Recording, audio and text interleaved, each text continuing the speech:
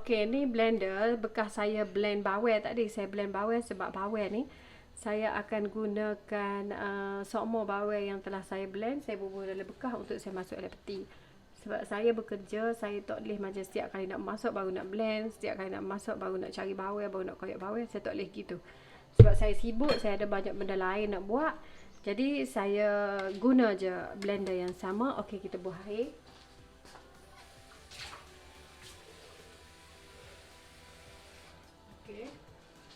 Saya bubuh air, air bekas blender bawang tadi. Lepas tu saya bubuh sate, Saya bubuh sate. Sekala saya bubuh je air dalam ni, saya bubuh sate dalam ni.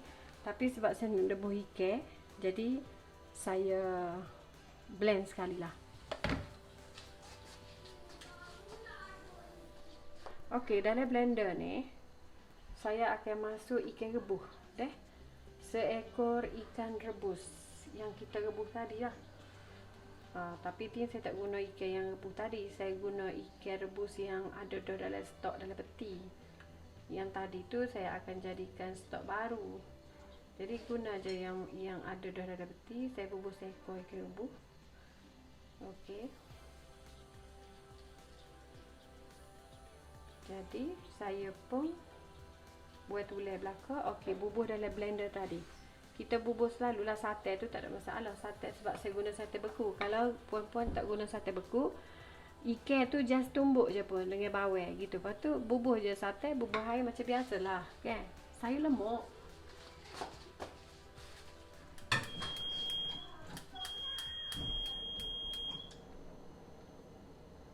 Okey. Saya guna kuali bekas kita rebus ikan tadi. Kita masuk je. Saya tidak memerlukan sate ni cair sebenarnya. Sebab saya malah tumbuk isi ikan tu. Sebab tu saya blend sekali. Okey, lepas tu kita bubuh air dalam ni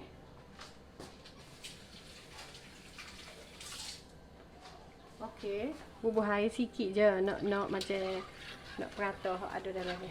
Okey. Kacang-kacang. Okey, lepas tu kita bubuh lada hitam. Lada hitam ni hak saya dah blend lah. Lada hak biji, kita beli hak biji tu, saya beli hak biji 2-3 riyal. Lepas tu saya blend kering ni. Saya beli hak gini, hak dalam supik ni 2 riyal ni, supik ni. Jadi saya blend je lah, blend kering, bubuh dalam bekas ni. Nak guna anytime, saya ni je. Okey, kita bubuh je lada tu. Saya masak simple je, capok. Okey, lepas tu ni hak saya kata bawang hak saya blend. Bawang ni saya guna bawang Holland sebab rumah saya bawang merah bukan menjadi keutamaan, tapi bawang Holland tu mudah. Kalau saya guna segala benda mak ni kekara saya masak pun saya akan guna bawang ni. Mudah. Bawang merah tu kan kecil-kecil. Nak koyak pun satu hadah ambil masa. Bawang ni nak koyak pun mudah. Tapi saya blend banyak-banyak. Saya bukanlah banyak. Saya blend saat ni 3 labu bersama dengan 3 ulas bawang putih. Ini ialah bawang induk saya lah kalau saya nak masak. Bukan induk kan dadak. Maksudnya saya nak masak ke apa pun saya akan ambil bawang ni je. Tapi saya tak bubuh bawang putih banyak. Saya takut nanti ada setengah masakan tu tak boleh bawang putih banyak. Okey. Okey, ni kuah kita. Ni sayur-sayur yang akan kita guna untuk sayur lemak. Okey, saya guna terung sikit, saya guna kobe, saya guna timun batang dan carrot. Carrot ni memang saya tak ketinggal. Sebab carrot ni dia menambahkan bukan rasa, dia menambahkan macam tarikan sebab dia warna orange. Okey, hak lain hijau. Okey, lepas tu bubuh je sayur. Okey. Bubuh sayur semua. Dari kuali kita. Okey. Lepas tu kalau mama-mama semua nak bubuh udang, silalah. Nak bagi macam manis-manis udang ke terpulang. Nak letak ikan bilis ke terpulang masing-masing. Okey. Tapi dalam sayur lemak kita ni tadi, kita dah letak ikan rebus ekor. Kita nak bagi rasa macam itu memang masakan pure Kelantan lah kalau letak ikan rebus tu. Saya pun tak tahu, saya rasa lah. Sebab saya ni kebetulan masa dulu masa saya kecil-kecil tu, masa saya darjah 3 tu memang saya dah memang di dapur dah lah. Kalau sahabat saya nama Zainul Osman tu sama-sama duk main dekcok dulu tu, dia memang tahu. Kalau saya duk tengah main dekcok pukul 3 petang tu, saya dah tengok mak dengan ayah saya nak balik kerja. Kalau zaman dulu ya balik kerja pukul 4, jemaah Sabtu dia tak kerja dulu, zaman dulu. Kalau pukul 3 tu saya akan berhenti on the spot, sebabnya saya akan pastikan saya akan masuk. Masa tu usia saya darjah 3 lah, saya ingat. Tapi saya masuk tu bukan mak saya ni lah, saya lebih banyak inspirasi daripada tok saya, sebab mak saya hijau kan. Hijau buruh-buruh je pun. Jadi saya pun macam benda-benda kampung-kampung ni saya tidaklah terror, tapi boleh lah. Okey, puan-puan, ni udang. Udang ni masa saya beli dekat Kedah, saya akan potong terus mucung dia dan juga ekor dia. Lepas tu saya basuh bersih, saya masuk bekas, saya sipir dalam peti dah. Jadi bila saya nak guna untuk apa-apa saja masakan, saya dah ada udang. Dan udang ni sebelum kita sipir dalam bekas ataupun dalam supik ke apa-apa, kita pastikan lepas kita basuh, kita kena sejak dulu dia. Bila kita sejak, bila kita nak ambil dia tidak akan susah. Kita boleh ambil gitu je. Dia tidak melekat macam air. Udang ni. Gitu. Boleh nak? Okey. Jadi sayur ni tadi, saya guna satu-satu je pun. 1 biji terung, 1 biji timun, lepas tu sejuring kobe, separuh carrot. Lepas tu mama-mama sekalian tu agak lah kan, kita nak gula banyak mana kan, gitu. Okey, bau pun dah sedap. Nanti kita bubuh udang.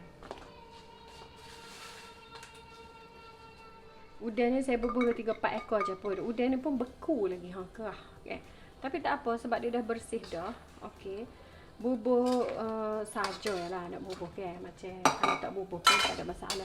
Kalau nak bubuh, kalau dulu arwah tok saya, dia suka bubuh ikan bili. Dia suka bubuh ikan bili. Dalam sayur lemak dia, bekas-bekas orang zaman dulu kan. Dia payahlah nak jumpa udang kan. Kita pun kena ayah pun hak tok kita perah.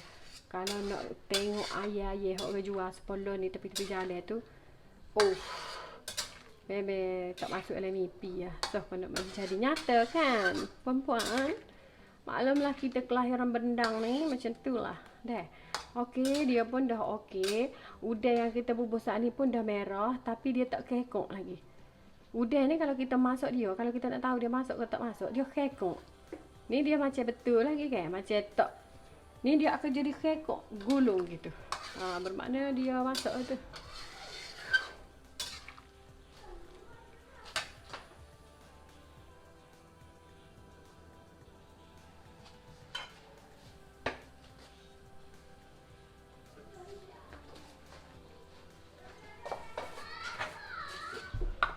Okey, kemudian jangan lupa garam. Garam ni, saya bubuh garam ni dah, cemok ni. Dengan sayur-sayur ni, saya bubuh garam cemok ni. Takut juga kan, takut masing.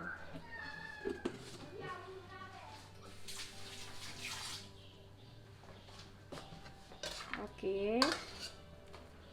Lepas tu, okey, bila dah kita dah bubuh garam, kalau sayur lemak ni, sayur lemak,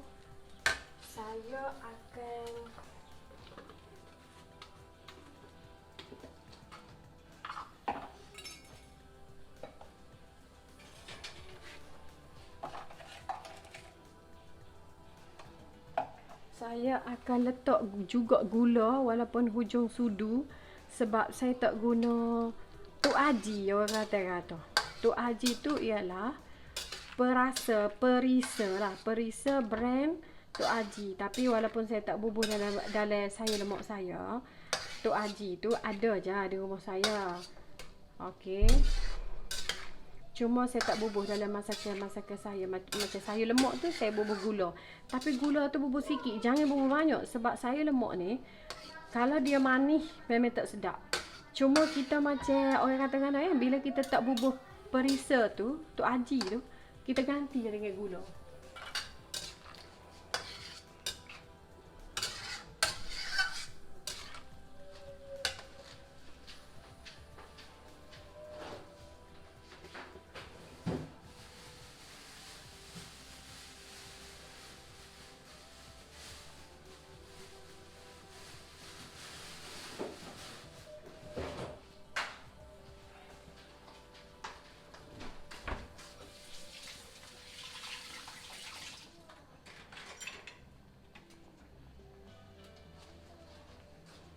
Okey, lepas tu dia pun dah gelegak.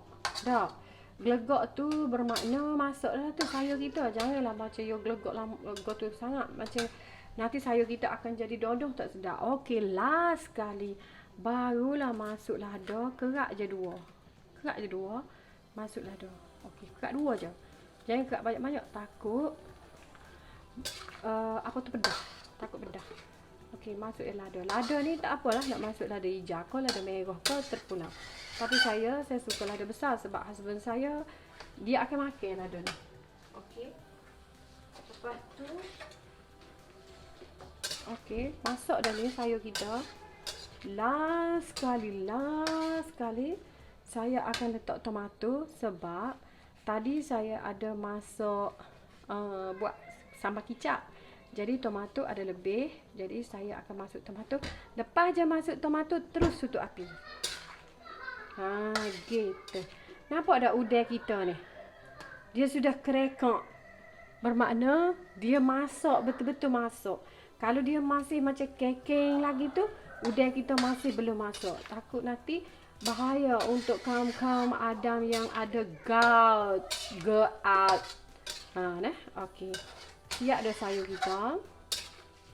Jadi saya akan alih daripada ni ke periuk. Okey, selamat mencuba kawan-kawan semua. Selamat mencuba ya mama-mama semua. Assalamualaikum.